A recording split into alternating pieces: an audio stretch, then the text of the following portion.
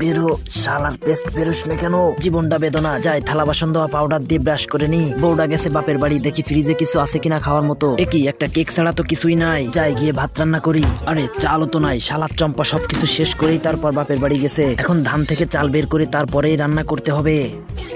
ধরো এইটা আবার কি? আরে এটা তো চম্পার পায়জামা, মনে হচ্ছে পকেটে কিছু আছে। আরে এটা তো টাকা, যাই বাজার করে নিয়ে আসি। এবার তাড়াতাড়ি এগুলা দিয়ে সুন্দর করে খিচুড়ি রান্না করে নি। এখন মজা করে খিচুড়ি খামু। আরে এটা কি? শালার পাখি টয়লেট করার আর জায়গা পাইলি না।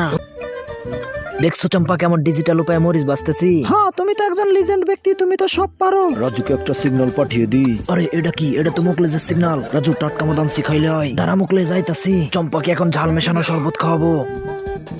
এখন বুঝো কেমন লাগে? এই সুযোগে আমি মুকলেজের কাছে চলে যাই। কিরে চান্দু, কই যাচ্ছ? রাজুকে ধরা এত সহজ না। শালার দুধ বেরোয় না কেন? ওট মুকলেজ তাড়াতাড়ি ও। বন্ধুরা তোমরা তাড়াতাড়ি ভিডিওতে লাইক দিয়ে চ্যানেলটা সাবস্ক্রাইব করে দাও। হই হই হই হো।